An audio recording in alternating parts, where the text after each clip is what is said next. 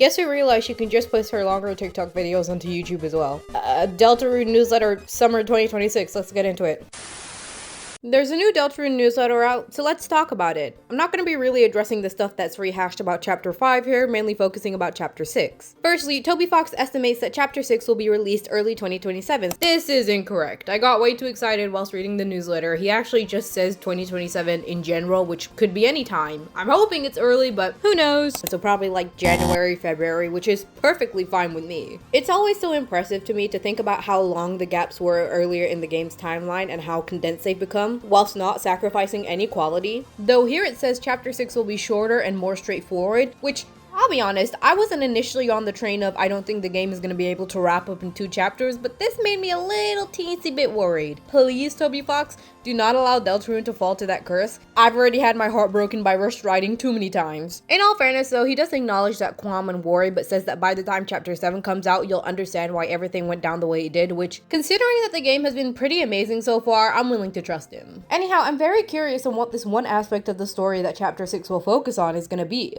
I feel like it kind of has to be the Knight's identity. Well, it doesn't have to be, but my gut is strongly telling me that it is, especially because later on in the newsletter, in the theories and speculation part, Toby Fox reminds us that we don't have all the information or that people interpret things differently, which kind of feels like a precursor warning to the fallout that we all know the Knight's identity reveal is gonna have. And I also feel like Chapter 6 is just a generally good place to reveal it, because whilst it's currently our character's goal to reveal the Knight and stop them, I don't think the Knight is the ultimate big bad. And so it feels like it makes sense to unmask them in Chapter 6 and then have the even bigger reveal that there's more shit going on beyond the Knight, such as the Gaster shit, the meta narrative, the Goners, and Dess's disappearance. And also, if the Knight is a member of the Holiday family like everyone has been speculating, it kind of makes sense to coincide the reveal of their identity with Noelle coming to the Dark Worlds and learning about them officially. Speaking of Noelle, I'm very intrigued for what her role will be in Chapter 6. See, in this newsletter, Toby Fox says that Chapter 5 has set up everything necessary for Chapter 6 and 7. And I'm pretty sure I remember in another newsletter saying that there will be no new gameplay mechanisms for Chapter 6. But that then begs the question, how is Noelle gonna participate in the party? Like, sure, okay, we've seen before that 4 people can walk around in a party in the overworld just fine, but specifically for the battle mechanics, the game is kind of hardwired to have it be 3 people maximum at any given time. If that's the case, and there's been no new gameplay mechanics added in either of these chapters,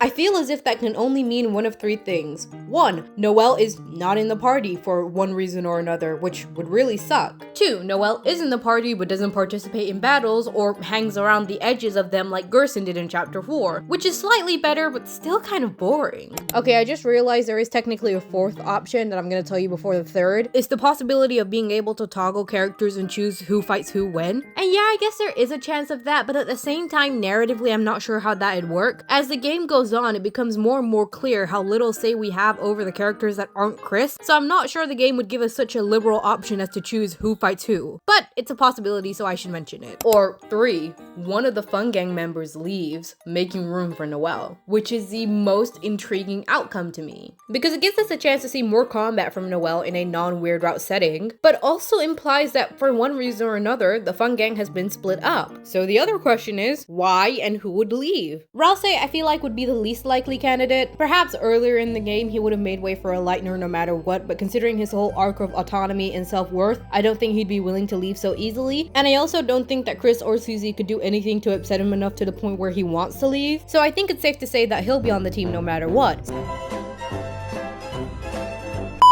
I forgot about that. As I've shown, there's this piece of dialogue from Chapter 2 that suggests that Ralsei will leave the party as Noelle comments that her fire mage has left the party, basic foreshadowing, but my only thing is, I can't imagine why. At first I was like, okay, well maybe Noelle really wanted to fight and Ralsei kind of just passively gave way to her and let her take his place, but 1, I feel like that would be a massive step back in the character arc he's had, which is focused on building up his self-worth and independence. So it feels a little redundant to have him doing whatever Lightners want again. But also, look at the wording of Noelle's statement in Chapter 2 closely. The way she words it, it doesn't sound like the mage has been swapped out for anyone or that they're waiting on the sidelines. No, she says the mage has left, which to me implies 2 things. 1, the mage is no longer in proximity of the party, and 2, the mage made the choice to leave the party. They were not forced out, they were not separated, they chose to leave. And that's the part I'm stuck on. What would have pushed Ralsei to leave the Fun Gang? We know that somebody cares very deeply for everyone here. Is it Susie bringing in Noelle? Because he seems happy to help her set up at the end of chapter 5. It's funny that I can't get past this roadblock because arguably the other two theories I have are way more out there, but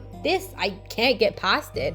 If you guys have any ideas, please let me know. Susie, on the other hand, I can 100% see having a falling out with the Fun Gang considering how much she hates liars and how much that Chris and Ralsei are lying to her. In this case, I imagine the parties would be split in half, Susie and Noelle going off together considering that Noelle is the only one not lying to her at this point, thus leaving Chris and Ralsei behind, and I wonder if the game was sort of split in half at that point, jumping between those two. The only qualms I have is that we already kind of did the whole Susie's being lied to by Ralsei in chapter 4, so it would take quite a bit of effort to make this feel unique. And secondly, I feel as if this would have to happen pretty late into the game. I feel like beyond what we already have, it requires a bit more of an emotional build-up. It'd be quite jarring to do at the beginning. But at the same time, this chapter is apparently quite short, so I don't know how much we'd actually see of these two groups fighting separately. Anyhow, the third and most exciting option to me is Chris leaving the party. I don't know why, but it's so fascinating to me, the idea that chapter 6 could open up and we are not controlling Chris. I'm not even sure how it'd work. The only thing I can think of is how we've had opportunities before to observe other characters, namely Susie and Noelle, separate from Chris before, whilst Chris has acted on their own with Ralsei. But then who would we as the sole control? This past chapter has made it clear that both Susie and Ralsei no longer require Chris's, or rather the player's, input. Would we be controlling Noelle? How would that even work? How would Chris get away with leaving the party entirely? Wouldn't Susie be looking for them? Maybe Ralsei would cover for them because Ralsei has made it evident that he's gonna trust Chris no matter what? I don't know. The more I think about it, the less it makes sense, and yet I don't care because it's so fun to think about. The idea of Chris, who we already have an uneasy alliance with, disappearing for the entirety of chapter 6, only to appear at the end, maybe even with the knight. Oh my god, my mind would be blown. Not to mention, Toby Fox also says in the newsletter,